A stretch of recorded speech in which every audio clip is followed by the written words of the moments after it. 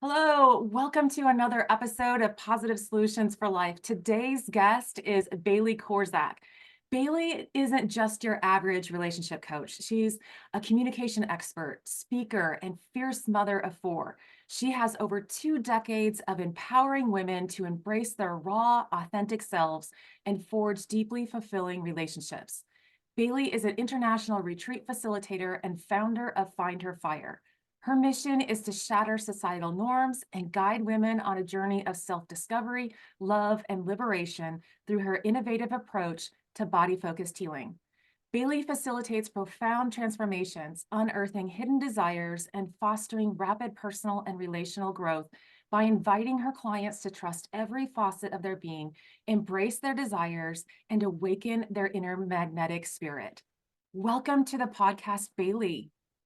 Thank you, Peggy. Thank you for having me. It's so nice to be here. Can you first start the conversation out by sharing a little bit more about your personal journey and how it has led to where you are today? Yeah, where do I begin? There's so many things, but I would say similar to you and probably a lot of your listeners have been on the journey of self, right? Of Mhm. personal development, of getting to deeper levels of truth, of creating success in your life. And so just like so many of you, I feel like I've always been on that path, even since I was a very young seeker. But I had, like many women, really driven to succeed, make things happen, chase purpose, chase passion. And I was doing that and loving it. But there was also part of me that felt really burnt out Mhm. and that felt almost a little bit guilty, right? Because we get so obsessed. Have you ever been like this? So obsessed with our own personal growth Oh, journey yeah. that sometimes the people that are most important to you get the leftovers. Oh, yeah. And I have, this is my second marriage. We've been together 7 years. So I learned a lot about relationships and intimacy. Mhm. I became obsessed with that going through my divorce 9 years ago. And I have 4 kids, oldest being 11, youngest is turning 2. Mhm. So it's a lot. And I got to this point where I was really burnt out and I felt really guilty because I wasn't showing up for my family. But we create this, well, I don't know about you, but I created this idea in my head that, but I'm chasing my purpose, but this is what I'm supposed to be doing. So it almost gave me that level of an excuse not to Mhm.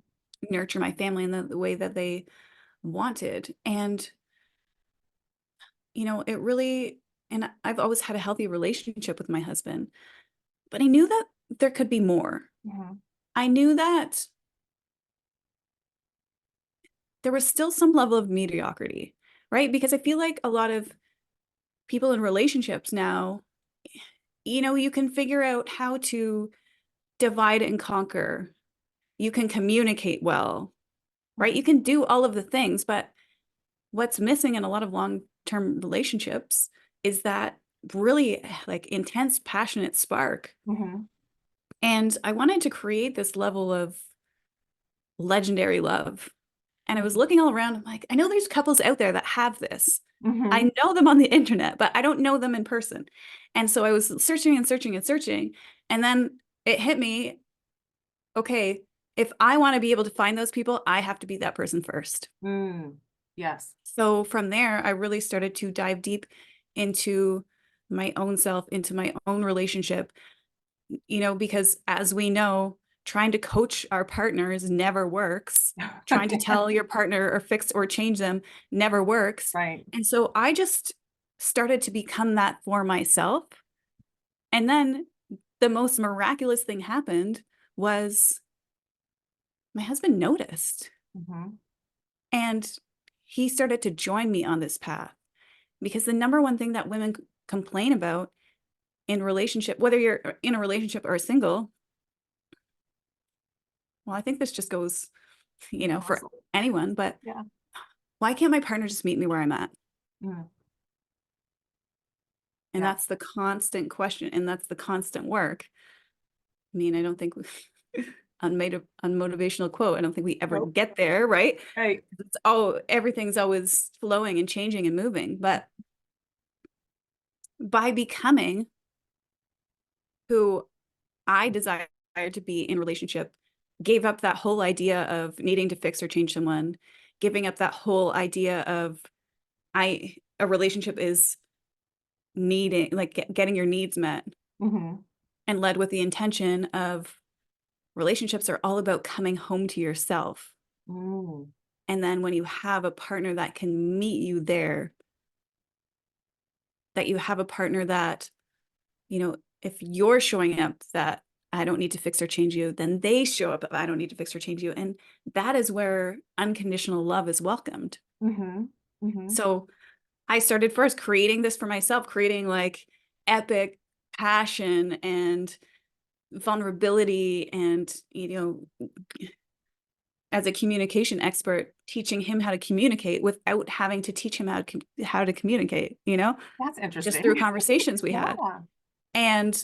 And so that's when it was like, oh, this is my path. And so that's what I do now. I work really more with women to really help them like just love and accept all of themselves, all of their feelings, everything, and then becoming that magnetic muse to whether, bring your relationship closer or invite your ideal partner in. Right. Right. My gosh, that is so much. I mean, I love like how to be that person first, becoming who you want to be first. And then the really big thing that kind of, caught me is it's like, oh, tell me more. Like teaching somebody how to communicate without actually teaching them how to communicate to you. So can you like unpack that a little bit? Because I think, you know, we all want our partner, we kind of always come with that thing that we want to change our partner or we want to teach them something so they can, we can communicate better. But how do you teach that without teaching it? Oh yeah, okay. Great question. A few things. So if your partner comes to you with something that they say that they just want to offload their day, Hmm. the most important question you can ever ask is, do you want help with this or do you just want me to listen? Yes. Do you want help with this or do you just want me to listen? Most of the time, they just want to be listened to, Hmm. especially if you're in a relationship with the masculine. Like, they don't open up very often, so give them space, give them the floor. You might be sitting there saying to yourself, oh, just bite your tongue, and allow them the space. Hmm. Hmm. And same if you're going to communicate something. Hmm. First, I think it's always important to ask permission, right? We live in this world where we're just running 24/7. It's just like unreasonable for Hmm. any human. Right. But a lot of times you might have something really heavy to bring, Hmm. and your partner may not be available to that. Yep. So the question would be, hey, I've got something on my heart, or even if it's, we had this situation happen yesterday, or I just really need to offload my day. Are you open to that? Hmm. Hmm. If it's a yes, great. If it's no, honor that, because Right. you don't want to be in that conversation if they're not open. It's just not going to go well. No, it's And not. that's especially if you're bringing up conflict, right? Yeah. Yeah. Ask permission in advance. And so often from there, it's, the worst thing is, and we all do it, right? It's no fault to us. This is just, none of us have ever been taught to communicate. Right. Someone starts talking and sharing their feelings, and we're immediately already trying to like go in and fix it, Yes. right? Yes. Or Yes. give input, or, oh, I know, I can relate to that. Now, a couple things are happening. If we're always in our mind thinking of how to respond, we're not present in the moment. We're not really listening. The other person isn't going to feel seen or heard or understood. Hmm. And so, another thing that you can prompt is, okay, I'm just going to go on a bit of a rant. Can you just hold this space? And when I'm done, I'll say I'm complete. That way, it gives you the stage Yeah. to Yeah. communicate everything you want to communicate. And then from there, right, you can say, if again, you're just teaching your partner, okay, I just needed you to listen. Mhm. Or you could say Mhm. that in the beginning, or Right. I'm open to feedback. Because if we don't, ask permission or tell our partners what we want out of this, they're not going to know. Mhm. They're We're just so used to fixing, we're just going to want to fix. Right. So it's our own responsibility to ask how we want them to hold us in that space Mhm. and vice versa. And Mhm. when I started doing this with my husband, it just he naturally started just communicating in that way. Like he would share his feelings and then it'd be like, I feel complete. I'm like, wow, you're using my words, right? And this is how it works, right? Mhm. Because they're open to it because you're not jamming it down their throat, right?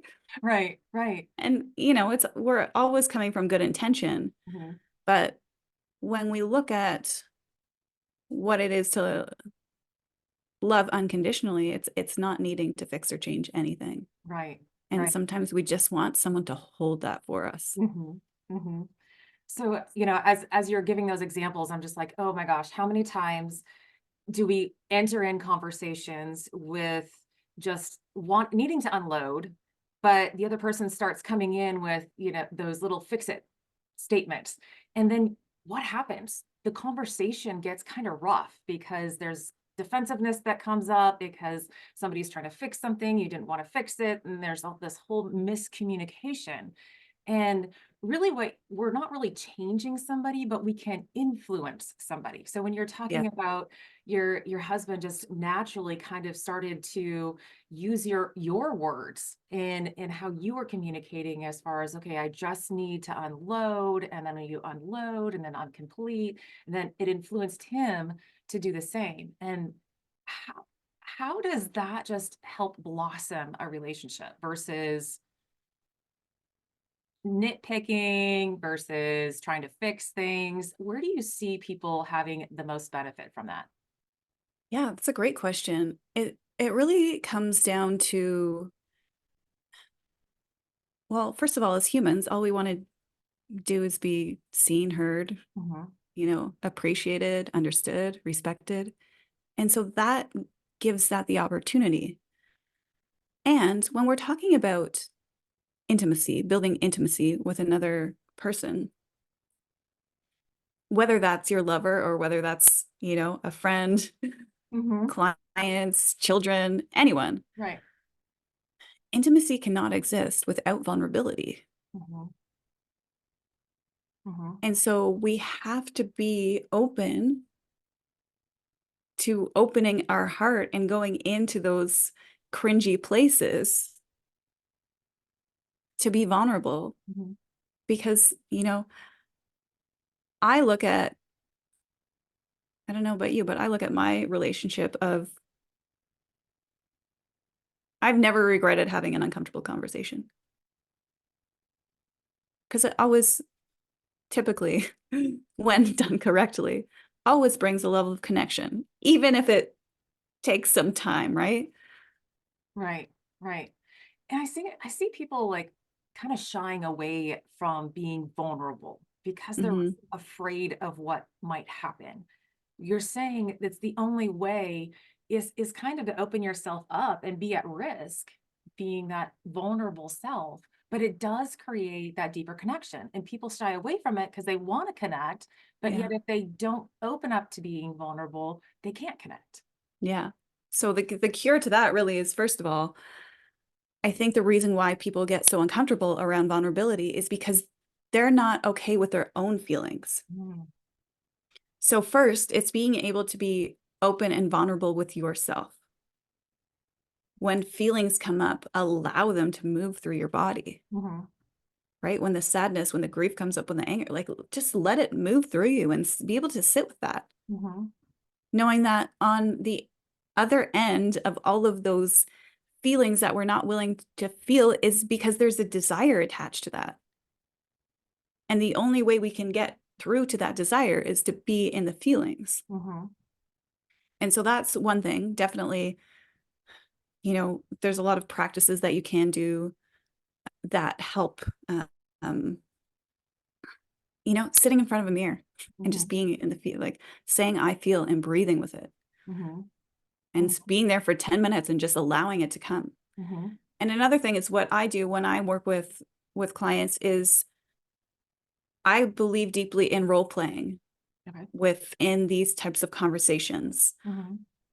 Why? Because when we have a conversation in our head compared to when we have it with the other person, it Mhm. is very different. Oh, yeah. Yeah. Because typically we're only seeing our side of the story. We're not really taking any self-responsibility. So, it always goes back to like, how am I responsible in this? Mhm. Because it's easy to blame, but there's always two to the equation. Mhm. So, yeah, really finding your self-responsibility within that and role playing it out because, that way it will help just be able to sit in those feelings again. And Mhm. if you have someone on the other end that you can trust, that you can be in those, because we don't have the conversations because we don't want to feel that way. Mhm. Yeah. That's what's behind it all. When Yeah. you're okay with feeling that way, the conversations get a lot easier. Yeah, because we kind of avoid those feelings, Yeah. those uncomfortable, vulnerable feelings. And it's it's hard to communicate that way, but role That- playing can kind of bring that out. We can kind of get used to being in those feelings in that moment, but also getting another perspective. And even if it's not the person you're actually wanting to talk to, it's at least being able to see it from somebody else's perspective. Because we know, hopefully, we all kind of have experienced what it's like when we only have the conversation in our own head. Yeah, Yeah. about it. And we can go back and forth and we're like, oh, we say this, and then this person's gonna react this way, and then I'm gonna say this. And that never happens that way. No. Even if you do it by yourself out loud, it is way more helpful Yeah. because what we want to do is just be able to ignite that feel, like the feeling in your body, and like what's behind it, Mhm. what's behind the anger, what's behind Mhm. the resentment. Mhm. And why it's so important to have these conversations is because when we don't, like, this is what breaks down relationships. Mhm. It's the resentment, it's not sharing, it's just that blame, and it just creates a wall and a wall and a wall and a wall over time. Mhm. So then when you try to connect with your partner, a lot of times you can't because there's so much in the way already. Mhm. And it's not until you start kind of chipping away at that. And I'm not saying like you have to talk about Right. everything. Right. That's not it at all. That is like complete opposite. Because when I tell people that I do relationship and intimacy coaching, they're like, I remember being at a party with my husband and I was telling one of the guys there, he's like, oh, don't tell my wife. And I'm like, that is not what I do. Like, I do not, this is not therapy. You don't Right. go and like talk about all your feelings. No, not at all. This is a self journey of, can you be the ideal lover that you would want to have? Mhm. Mhm. Can you take responsibility? Can you go first? Can you have those conversations? Right. You know, can you just, yeah, like dive into all the cringy parts to Right. come up in truth? Because, a lot of times we react because we're not reacting from our current self. So we're reacting from, like our inner child, Mhm. Yeah. right? Who was neglected at points, or those parts of us in that were in relationships where we dealt with a lot of trauma. Mhm. And Mhm. it's when you can redefine those relationships, because what's happening is we're expecting our partner to take care of our childhood shit. Right. And you can't like, I don't want my husband to take care of my little girl. Yeah. I need to take care of that, Yeah. because that's why we react and we respond all of these ways, is because it's not even us. Like, it's like you're putting on glasses over glasses over glasses and wondering why you can't see clearly. Mhm. And Yeah. that's where we tend to react from. Right. So Right. that's why so much of the relationship journey is going into self and then inspiring your partner. Mhm. Because what I hear most people say is, it goes back to, I just wish my partner would meet me where I'm at. If you wait for them to meet you, you will be waiting forever. Yeah. And that's on you, Mhm. right? Right, right, right. And You that's on gotta own you. yourself.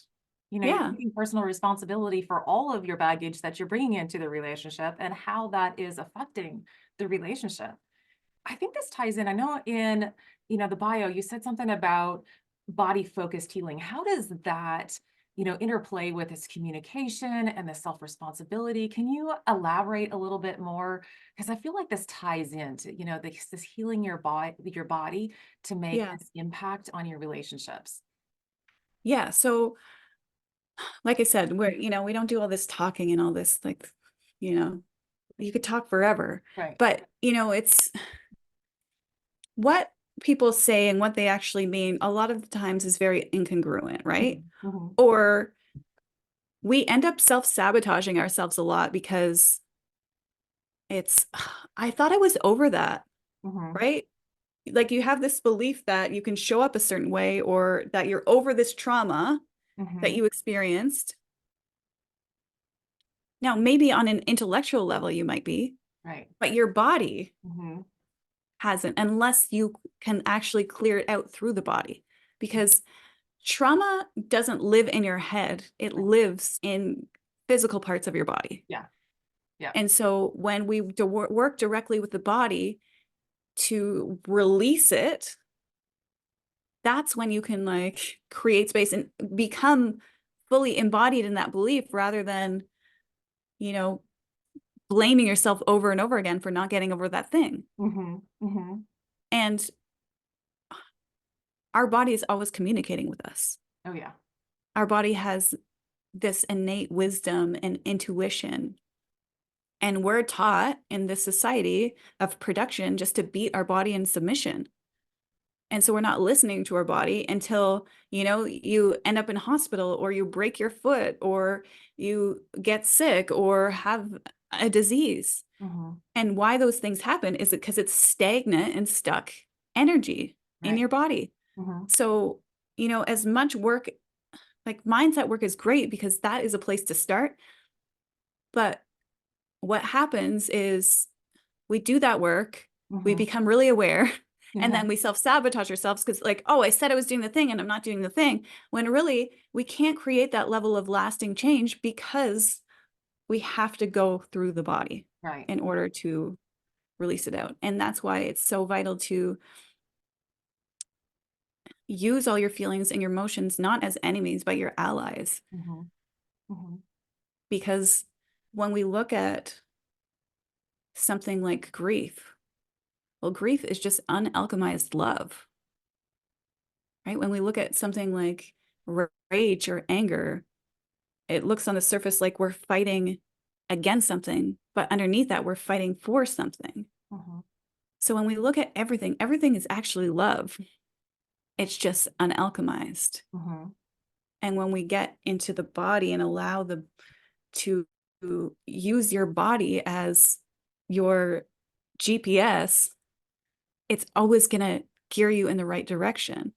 And Mhm. it's always going to come, like all the things that are ready to be healed are going to come up to the surface. Mhm. And a lot, yes, they probably will be painful a lot of the times, but they were painful coming in and sometimes they're painful coming out. Right. Right. But on the other side of that is like just pure liberation. Right.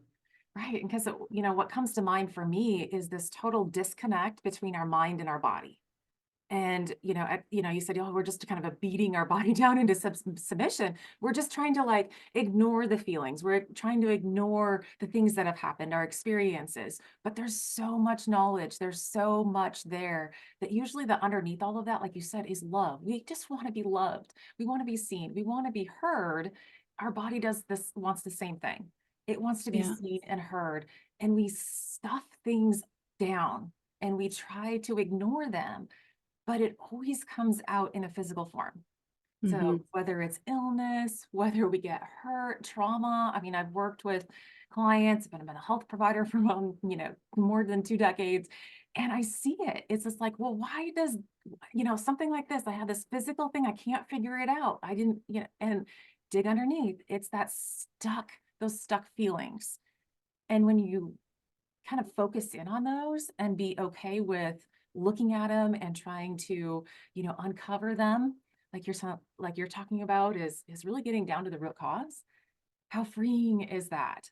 So we Hmm. have to connect with our body in Yeah. order to really be free. And when we do that, we're free to love unconditionally ourselves and others. Yeah. So a way to do that, just to give, Yeah. a tangible thing is, I like to set up a ritual space. So that can look like anything, but just a safe space, a comfy place, set some intentions, light a candle, Mm-hmm. and just allow a space to feel, right? Everything that you've been holding on to, just allow yourself to feel it within that space and feel it until it's just moves through you, or feel it until you can find happiness again. Mm-hmm. But just giving yourself that permission, that space to feel it. And, this is also something that every time I'm going to have an uncomfortable conversation, I will do first, because it's unfair to the other person for you to show up when you're carrying all of this baggage, Mm-hmm. Mm-hmm. right? Like, the example would be what I've recently uncovered in myself, that I have this really deep betrayal wound, and just have dealt with a lot of betrayal in my life. And sometimes I show up from that part of myself that just becomes dramatic and creates a bunch of chaos, Mm-hmm. Yeah. because I'm so afraid of being betrayed, Mm-hmm. and where I haven't taken risks in my life or opened my heart because of that fear. And that's what gets deeply rooted. So the more that we go into our body and allow it to release, go, take a drive in your car Mm-hmm. and just say no over and over again, and just allow yourself to feel it, because we're carrying around so many no's right now. Yeah. Yeah. And I think an important piece too is what we learn in a lot of mindset work, right? Is we're trying to dissect it all and make sense to everything. We don't have to know.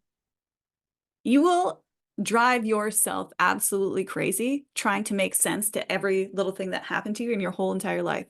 Right. Just allow it to come up and come out, Mm-hmm. because it wants to. Right.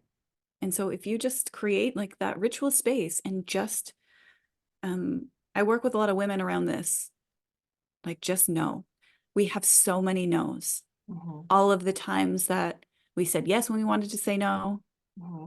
right? All the times we heard no, all the time, Yeah. the times we said no to our own body, Mm-hmm. our own selves. Mm-hmm.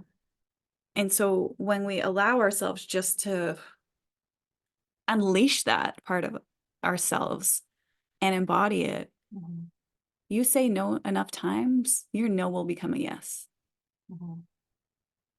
And when our no becomes a yes, that is when we can show up in our relationships Mm-hmm. with an open heart. Because the reason why we are so afraid of vulnerability, we're all closed, we're all carrying this armor, because we're protecting our heart. Mm-hmm. Mm-hmm.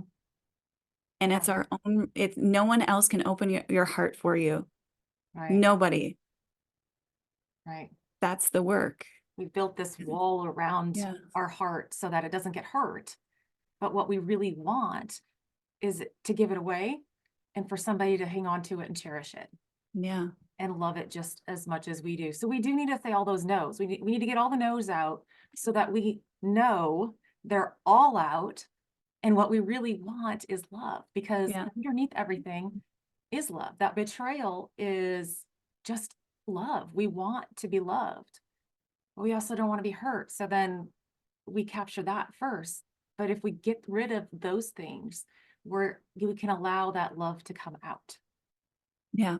And, it's a lifelong journey to Oh, walk this path. it's not a Lifelong. straight line, is it? It goes, we can take 2 steps forward, 4 steps back.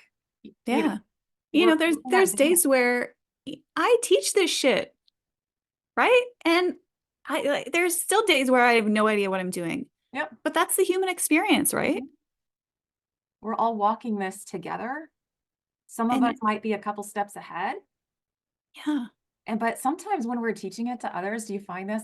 That's exactly what we needed that day always, for ourselves. always. Like I would always be like, "Oh, that's really great advice. I need to take it myself." Yeah, I totally. could do that. Yeah. I think another point is that I think gets really missed a lot is the feeling of safety.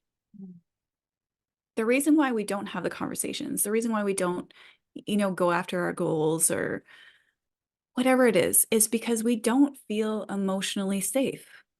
And mhm, this happens a lot in a relationship with, the masculine and the feminine, because usually women right now feel so emotionally unsafe mhm, that there's this huge need to control everything, this huge need to fix everything, this huge need that I don't need any help. mhm. And it's because, we've just been conditioned in this survival mode of like, I have to do everything. Mhm, And when we can come back to safety, and safety is an inside job mhm, mhm. because the world is never going to be safe on the outside, Right, right. but we can learn to feel safe on our insides. And Mhm, when you can learn to feel safe and know that you're always being guided mhm, in the right direction, and especially when you're able to surrender into that, mhm, because we only have this like very small window of what we think our life should be, when it always ends up so much better oh, when we get out of the way. mhm, mhm. So the work is really getting into yourself, getting into your body, and really learning to feel safe within yourself. Feel safe that, oh, if I have that conversation, no matter what happens, it's good for all. Mhm, And what if I could just be open to receiving instead of thinking that I have to do everything myself? mhm. Because that's also the dynamic in relationship where, as women, we're meant to receive more. Yeah. We're men to actually really desire to serve Mhm, and to give to you. mhm. But what's happening just in this current time is the opposite. And we're Right. just so far from our core essences Mhm, from every gender that it's getting back to safety and getting back to allowing yourself to open and be available for love. mhm, mhm, And that's a question that I ask myself all the time. I give to my clients. mhm, I invite you to consider the idea of asking this yourself all the time. But am I available to love right now? mhm, Am I available to love? If someone offers to help me, am I going to receive it? mhm. If someone buys me lunch, am I going to let them? Right. Because we all talk about like wanting more money, more clients, more this, more that. How willing are you to receive? Mhm. Because abundance comes in all dimensions. Right. I think the simplest form of that is that we tend not to receive compliments well. Yeah. Yeah. And somebody gives you I think, and maybe I'm stereotyping women on this. I mean, I've done this enough times too. Somebody gives me a compliment and immediately I want to discount it. Yeah.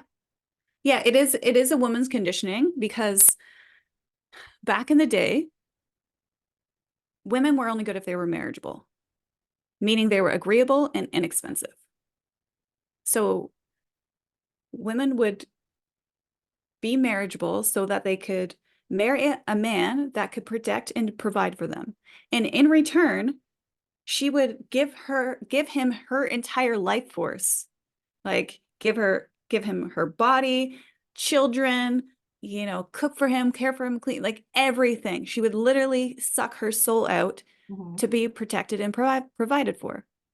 Now that is in our lineage, and we've inherited that through our ancestors. It wasn't until 1976 where women couldn't get a credit card without their husbands signing for them. And so that is where that comes from. So Mhm. it's a global conditioning. And the reason why I mention that is because we blame ourselves. Like, why can't I just take a compliment? What's wrong with me? It is not a you problem. It is a sisterhood problem where we need to solve together in community. But my response now to when someone gives me a compliment, because what happens is someone gives you a compliment and you immediately put your attention back on them, Mhm. right? So you're like, thank you. Or this is an old top. Yeah. Oh, I've got bags in my eyes today. Right. And so the work is, and this, I'm like, it's such a great example to bring up, is when someone gives you a compliment, take a breath, breathe it in, and then say thank you. Mhm. Because when we actually physically breathe it in, it tells our nervous system that it's safe to take that. And it actually helps recondition our nervous system just by taking a breath. Mhm. And then when you get really good at it, you can be like, you take your breath and you're like, thank you. It's true. Yeah. And then it gets in a level deeper. Mhm. Mhm. And so this is how we recondition ourselves Mhm. to be even more available to love. Right. Because you're reconditioning your body. Yeah. That's that lineaging, that history of how we were as women before is still inside our body. We carry Yeah. that with us, but by being able to receive more, we can open ourselves up to more love and to Yeah. more giving out of trueness of our heart, not out of past history. Yeah. It is our true self. But that's awesome. Just like how many times can we just breathe in that compliment and let it filtrate through all of our cells and be able to shine out like and yeah and just like you were just now if people could see it just smile. It's like, oh, thank you, and truly believe that for yourself, because a compliment is awesome because somebody else is seeing the goodness in us and seeing our light. It's a gift, right? Mhm. Yes, it is a gift. And when you look at it that way, would you, if someone gave you a gift, would you rip it up and throw it in their face? Because that's what we do. We would think that would be totally rude, Yeah. right? If you give somebody a gift and they're like, oh God, I already have like 10 of those, like, oh thanks. But these things, especially for women, they happen so quickly Hmm. that we don't even notice them. And because we internalize and then we just blame ourselves. Hmm. And that's why I work with women on this, because we go a lot into the conditioning, Hmm. because so much of it is on a global level. Hmm. And I think in a lot of spaces that are very masculine driven, like, Peggy, how many programs have you been in that you're like, you haven't finished and you're like, what's wrong with me? Right. Right, right, And isn't part of it like maybe my intuition was like, this is not the thing. right, Right. Or right. Yep. maybe because I run on a 28-day cycle, not a 24-hour cycle, I'm not going to do things exactly in this way. I'm going to go Right. rogue Yeah. because Yeah. that's what my intuition tells me. Right. But that's And so I connecting with think our it's, body. yeah, like, you know, everyone says do things in a masculine way. Like the feminine, we're so much more creative Hmm. and Hmm. innovative, and we literally birth and create humans. Right. And Right. whether you do or not, like our body naturally knows how to create and do it in a way better way, because we don't just see like the masculine, the depth perception, we see peripheral, we see all around us, we Yeah. hear everything. Yeah. And that's why I think I'm such a believer in everything that I do and teach is rooted with, can I come back to love and compassion for myself Hmm. and all the parts of myself that I was told to hate? Hmm. Can I come back to love and compassion? Mhm. because the way that we take a woman's power away is to teach her how to hate herself. Mhm. And the only way that we can uncondition that hate for ourselves is to bask in that love Mhm. and compassion, Mhm. and not be have this idea that we're a fixer upper project all of the time. Mhm. Mhm. We need to embrace ourselves, so we embrace Yeah. our love. Yeah. Like that totally cliche, but true saying, love is the answer. Yeah, it is. It is. And oh my gosh, Bailey, we could go on for hours Totally. about this because we need this. Yeah. Everyone needs it. Everyone needs more love and to be able to open ourselves up to love. But how can listeners find out more about you and how your coaching programs? Yeah. So the best way to reach me, right, is, I would say, Instagram. Okay.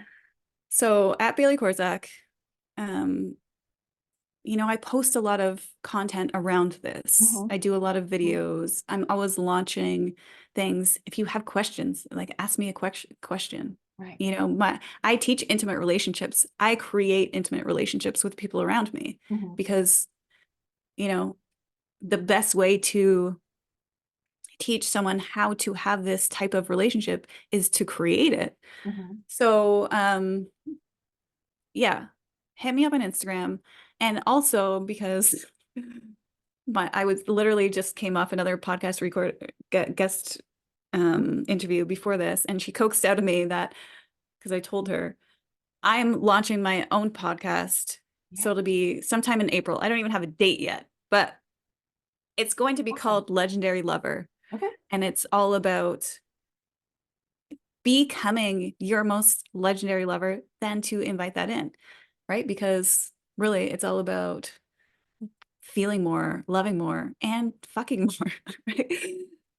Because that's what we all desire, Hmm. right? And so it'll be on all things love, sex, relationships, and what it's like to navigate all of this Hmm. as a woman. Hmm. And I mean, like, men can learn from this too if they want, right? Maybe Because they can learn a little bit more about women on that. So, exactly, right? Like I have so many friends and colleagues that are men that come, like, they just learn so much of yeah. from what I put out there, because nobody's taught this stuff. Right.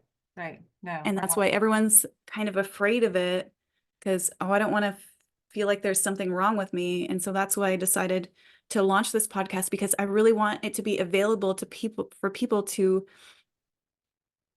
dip their toes in, or because it's so triggering for people, because it brings up their own wounding. hmm. So I want to just create a safe space where just people can listen to in their car. They don't have to talk about it. Right. Because Right.